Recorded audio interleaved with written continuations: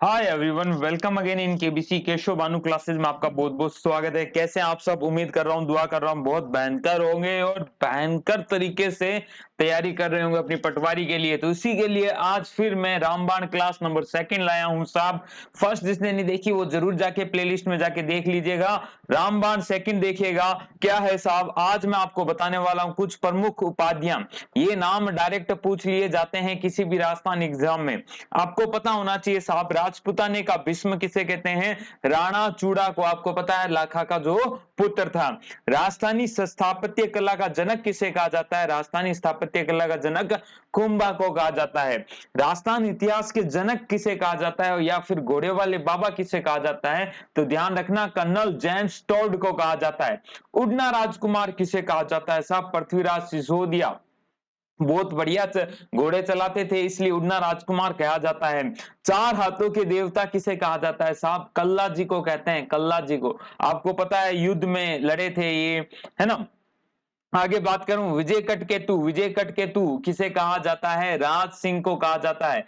विजय कटकेतु किसे कहा जाता है साहब? राज सिंह को कहा जाता है। छापामार युद्ध के जनक किसे कहते हैं? छापामार युद्ध के जो जनक है वो है हमीर। वो है हमीर।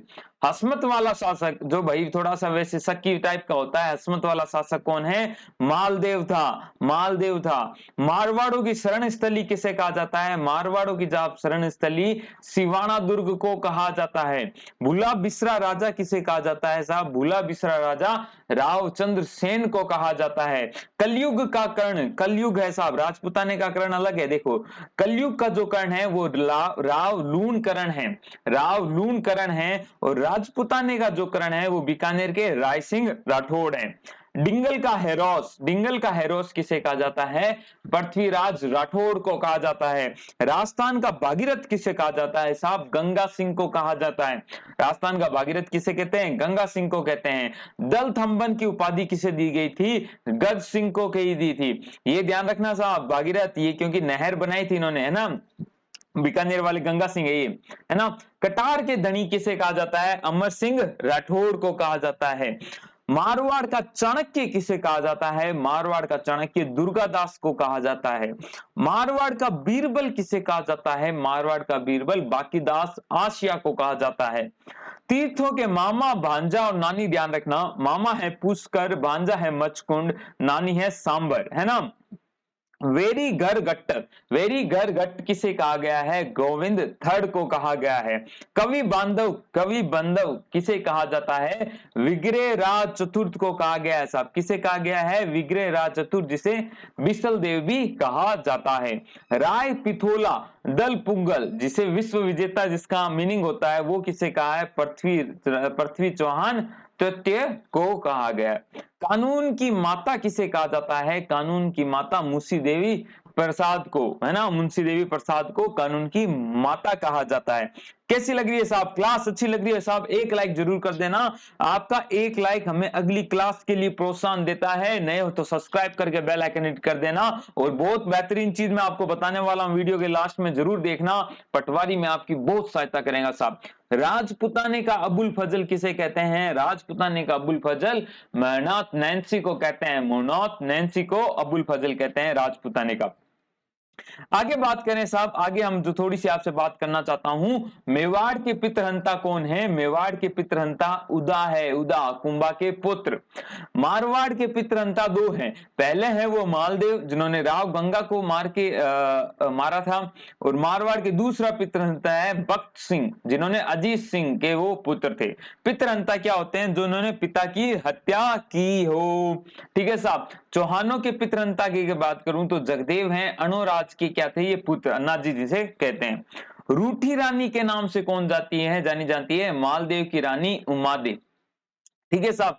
सन्यासी राजा के नाम से कौन जाना जाता है? मानसिंह राठौड़ जाना जाता है। पित्थल और पाथल। पित्थल पृथ्वीराज राठौड़ को कहा गया है, पाथल महाराणा प्रताप को कहा है। पीथल पाथल नाम से एक जो कविता है या फिर जो ग्रंथ है वो किसने लिखा, मैंने पिछली क्लास में बताया था, कमेंट करके जरूर बताना। अगर आप जुड़ना चाहते हैं केशव भानु क्लासेस तो चैनल कीजिए सब्सक्राइब, फेसबुक पे देख रहे हैं तो यूट्यूब पे जाके सर्च कीजिएगा और फेसबुक पे हमारे पेज केशव भानु क्लासेस को लाइक कीजिएगा। अंतिम दिनों में मैं सर आपके लिए शानदार शॉर्ट नोट्स और जबरदस्त प्रैक्टिस लेके आया हूं। अगर आप पटवारी के शानदार शॉर्ट नोट्स, रिवीजन वाले नोट्स और प्रैक्टिस प्रश्न चाहते हैं जिसमें आपको गणित और रीजनिंग के शॉर्ट नोट्स मिलेंगे और टॉपिक वाइज प्रश्न मिलेंगे, भारतीय इतिहास भूगोल संविधान के शॉर्ट नोट्स हैं और भारतीय इतिहास संविधान के 100 अति महत्वपूर्ण क्वेश्चन है, व्याख्या सहित है ये, और भूगोल के तो काफी सारे क्वेश्चन हैं। जीके के भी 100 व्याख्या सहित क्वेश्चन है और कल्चर के तो टॉपिक वाइज भी प्रश्न आपको दिए हैं। राजवंश, प्रशासन और भूगोल के शॉर्ट नोट्स हैं, कंप्यूटर के नोट्स और महत्वपूर्ण प्रश्न हैं, विज्ञान के भी शॉर्ट नोट्स और महत्वपूर्ण प्रश्न हैं, 1000 इडियम फ्रेजेज हैं हिंदी मीनिंग के साथ, 5 मॉडल पेपर है साहब, साथ में फ्री क्या मिल रहा है आपको, राजस्थान का करंट अफेयर, महत्वपूर्ण करंट अफेयर है, छोटा सा है, मतलब जो जो महत्वपूर्ण चीजें हैं वही 2021 के लिए जो भी है, ठीक है। इसमें वो क्वेश्चन भी डाले हैं जो अभी आरपीएससी और जो भी एग्जाम्स हुए हैं उनमें जो क्वेश्चन पूछे गए हैं, तो वो अगर आप चाहते हैं तो इसकी फीस आपको अदा करनी पड़ेगी मात्र 20 रुपीज है साहब, मात्र 20 रुपए लेके आप ले सकते हैं। व्हाट्सएप कीजिएगा 70 148 31 463 पर और कहना प्रैक्टिस नोट्स चाहिए, वहां आप 20 रुपए ऑनलाइन पेमेंट करके आप ये सब ले सकते हैं। तो आज की क्लास आपको कैसी लगी, अगली रामबाण क्लास के साथ जल्द आऊंगा, तब तक के लिए अलविदा, जय हिंद, जय भारत।